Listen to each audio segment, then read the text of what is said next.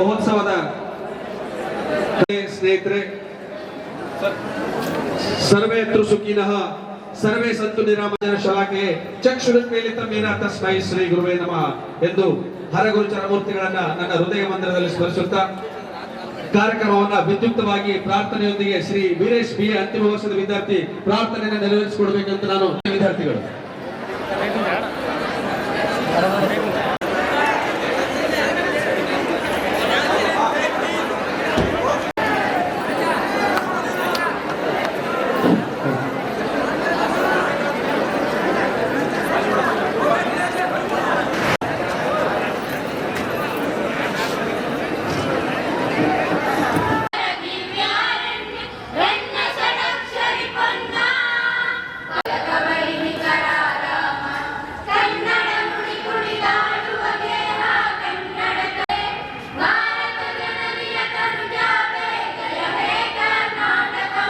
ಬಿಡುಗಡೆ ಸಮಾರಂಭವನ್ನು ಉತ್ತೇಜಿಸಬೇಕು ಅಂತ ನಾನು ಇದ್ದೀನಿ.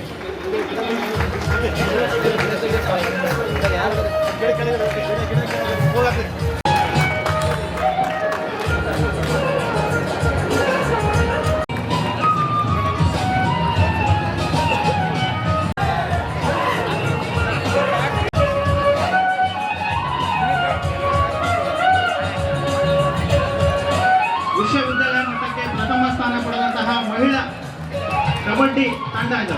ನಮ್ಮ ಕಾಲೇಜಿನ ಕೀರ್ತಿ ತರುವಂತಹ ಒಂದು ಮಹಿಳೆಯರ ತಂಡ, ಎಲ್ಲರೂ ಮಾಡಿದಂತಹ ಕಾಲೇಜಿನಲ್ಲಿ ಪ್ರಥಮ ಸ್ಥಾನ ಪಡೆದಂತಹ ಮಹಿಳಾ ಕಬಡ್ಡಿ ತಂಡವಾಗಿರುತ್ತದೆ.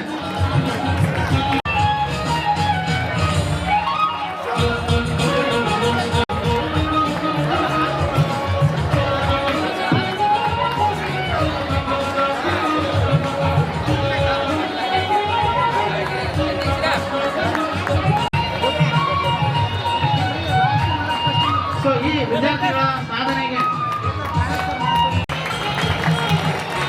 ಈ ರೀತಿ ವಿದ್ಯಾರ್ಥಿಗಳಿಗೆ ಇವರು ಎಂ.ಕಾಮ್, ಬಿ.ಪಿ.ಎಡ್, ಎಂ.ಪಿ.ಎಡ್ ಮತ್ತು ಕೆ.ಸೆಟ್ ಪದವಿ ಮಹೋತ್ಸವದಲ್ಲಿ ನಮ್ಮ ಕಾಲೇಜು ಶಿಕ್ಷಣ ಇಲಾಖೆಯ ಬೆಳವಣಿಗೆ ಆಗಬೇಕಾದ್ರೆ 3 ಜನರ ಪಾತ್ರ ಬಹಳ ದೊಡ್ಡದು.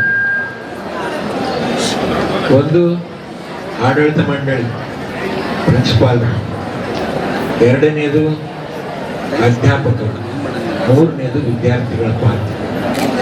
ಇವರು ಮೂವರು ತಮ್ಮ ತಮ್ಮ ಕರ್ತವ್ಯಗಳನ್ನು ಸರಿಯಾಗಿ ಮಾಡಿದಾಗ ಮಾತ್ರ ಒಂದು ಮಾದರಿಯ ವಿದ್ಯಾಸಂಸ್ಥೆಯಾಗಿ ಬೆಳವಣಿಗೆ ಆಗಕ್ಕೆ ಸಾಧ್ಯತೆ ಇದೆ ಎಂಬ ನಿಟ್ಟಿನಲ್ಲಿ ಇವತ್ತು ಸರ್ಕಾರಿ ಮಹಾವಿದ್ಯಾಲಯ ಸಿಂಧನೂರು ಆ ಮಟ್ಟಕ್ಕೆ ಬೆಳೆದಿದೆ ಅಂದರೆ ಅವರೆಲ್ಲರ ಶ್ರಮ ಒಂದು ಸಂಸ್ಥೆಗೆ ಇದೆ ಎಂಬ ಮಾತನ್ನು ಈ ಸಂದರ್ಭದಲ್ಲಿ ಹೇಳಿದ್ರೆ ತಪ್ಪಾಗಲಿಕ್ಕಿಲ್ಲ.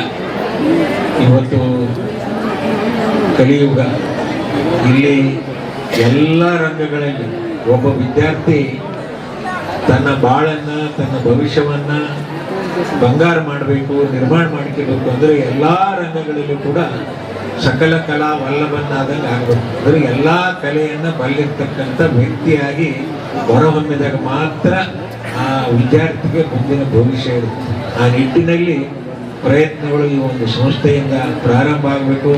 ಇಲ್ಲಿ ವಿಭಾಗಗಳನ್ನು ನೋಡಿದಾಗ ಕ್ರೀಡಾ ವಿಭಾಗ, ಗ್ರಂಥಾಲಯ ವಿಭಾಗ, ವಿಜ್ಞಾನ ವಿಭಾಗ ಮತ್ತು ಸಂಶೋಧನಾ ವಿಭಾಗ ಇವೆಲ್ಲವನ್ನು ನೋಡಿದಾಗ, ಪ್ರಶಸ್ತಿಗಳನ್ನು ನೋಡಿದಾಗ ಬಹಳ ಅತ್ಯುತ್ತಮವಾದ ರೀತಿಯಲ್ಲಿ ತಮ್ಮ ಕರ್ತವ್ಯಗಳನ್ನು ಮಾಡಿ ವಿದ್ಯಾರ್ಥಿಗಳ ಮುಂದಿನ ಭವಿಷ್ಯಕ್ಕೆ ಉತ್ತಮವಾದ ನಾಂದಿಯನ್ನು ಇಲ್ಲಿಯ ಸಿಬ್ಬಂದಿ ವರ್ಗ, ಪ್ರಾಧ್ಯಾಪಕರು, ಪ್ರಾಂಶುಪಾಲರು ಎಲ್ಲರೂ ವಿದ್ಯಾರ್ಥಿಗಳು ಸೇರಿ ಮಾಡಿದ್ದಾರೆ ಎಂದು ಕೂಡ ತಪ್ಪಾಗ ನಮ್ಮ ಸಂಸ್ಥೆ ಹೆಸರು, ಈ ಒಂದು ಶಿಕ್ಷಣ ಸಂಸ್ಥೆ ಹೆಸರು ಮುಟ್ಟಿದೆ ಅಂದರೆ ಅದರ ಪರಿಶ್ರಮ ಇವರೆಲ್ಲರದ್ದು ಇದೆ ಎಂಬ ಮಾತನ್ನು ಈ ಸಂದರ್ಭದಲ್ಲಿ ಹೇಳಿದರೆ ತಪ್ಪಾಗಲಿಕ್ಕಿಲ್ಲ.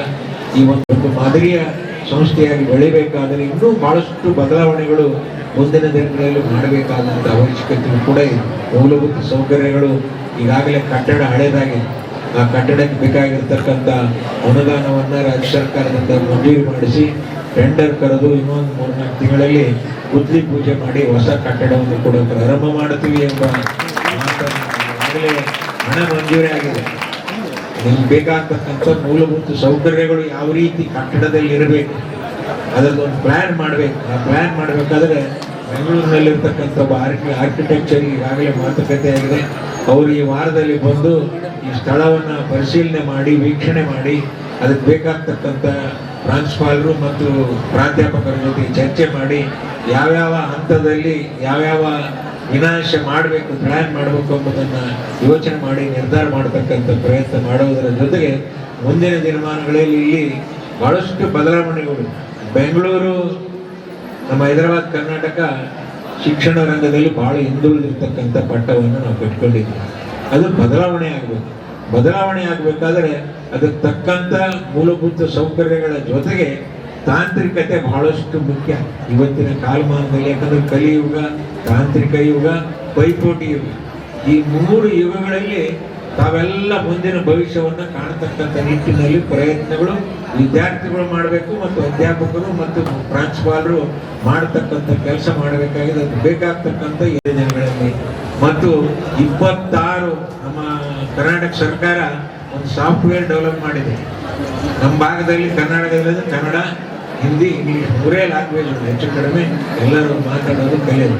ಆದರೆ ನಮ್ಮ ಸರ್ಕಾರ 26 ಲ್ಯಾಂಗ್ವೇಜ್ ಅಂತಾರಾಷ್ಟ್ರೀಯ ಮಟ್ಟದಲ್ಲಿ ಕೂಡ ನಮ್ಮ ವಿದ್ಯಾರ್ಥಿ ಹೊರಗಡೆ ಹೋದರೆ ಆ ಭಾಷೆಯಲ್ಲಿ ಮಾತಾಡತಕ್ಕಂಥ ಒಂದು ಸಾಫ್ಟ್ವೇರ್ ಅನ್ನು ಕೂಡ ನಮ್ಮ ಸಿಂಧನೂರು ಕಾಲೇಜಿಗೆ ತರಬೇಕು ಎಂಬ ಒಂದು ವಿಚಾರವನ್ನು ಕೊಟ್ಟು ಯಾಕೆ ಈ ಮಾತು ಹೇಳಬೇಕಾಗಿದೆ ಅಂದರೆ ಬದಲಾವಣೆ ಪರ್ವ ಇದು.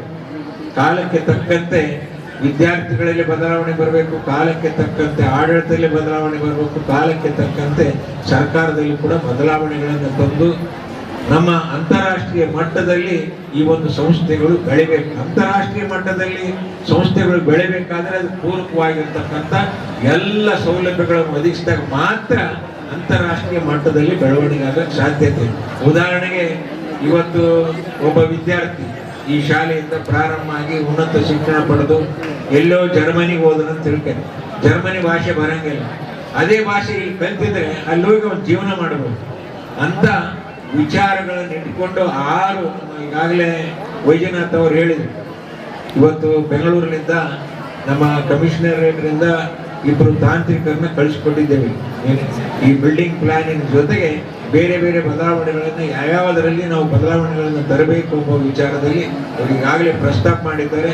ಮುಂದಿನ ದಿನಗಳಲ್ಲಿ ಕೌಶಲ್ಯ ಅಭಿವೃದ್ಧಿ ತರಬೇತಿಗೆ ಹೆಚ್ಚು ಒತ್ತನ್ನು ಕೊಟ್ಟು ಆ ಒಂದು ವಿಚಾರದಲ್ಲಿ ಕೂಡ ಈ ಒಂದು ಸಂಸ್ಥೆಗೆ ತರ್ತಕ್ಕಂಥ ಪ್ರಯತ್ನ ಮಾಡತಕ್ಕಂಥ ರೀತಿಯಲ್ಲಿ ಸರ್ಕಾರ ಮಟ್ಟದಲ್ಲಿ ಚರ್ಚೆ ಮಾಡ್ತಾ ಇದ್ದೇವೆ ಎಂಬ ಮಾತನ್ನ ಈ ಸಂದರ್ಭದಲ್ಲಿ ಹೇಳಿ, ಇವತ್ತು ತಾವೆಲ್ಲ ಬಹಳಷ್ಟು ದಿನಗಳಿಂದ ಈ ಒಂದು ಕಾರ್ಯಕ್ರಮ 1ನೇ ತಾರೀಕಿನಿಂದ 12ನೇ ತಾರೀಕಿನವರೆಗೂ ಸಿಂಧನೂರು ಪಟ್ಟಣದಲ್ಲಿ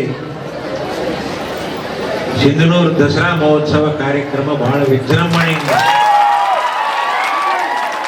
ಮೈಸೂರಿನಲ್ಲಿ ಯಾವ ರೀತಿ ಆಗುತ್ತೆ ಅದೇ ರೀತಿ ಇಲ್ಲಿ ಮಾಡಬೇಕೆಂಬ ಒಂದು ತೀರ್ಮಾನವನ್ನ ಎಲ್ಲ ಗಣ್ಯರ ಜೊತೆಗೆ ಎಲ್ಲ ಸಂಘಟನೆ ಜೊತೆ ಮಾತನಾಡಿದ್ದೇವೆ. ಕ್ರೀಡಾ ಪಟುಗಳು ಈಗಲಿಂದನೇ ಕ್ರೀಡೆ ಮತ್ತು ಸಾಂಸ್ಕೃತಿಕ ವಿಭಾಗ ಈಗಲಿಂದನೇ ತಮ್ಮ ತಯಾರಿಯನ್ನು ಮಾಡಬೇಕು ಎಂಬ ಒಂದು ಮನವಿಯನ್ನು ಕೂಡ ಮಾಡ್ತಾರೆ.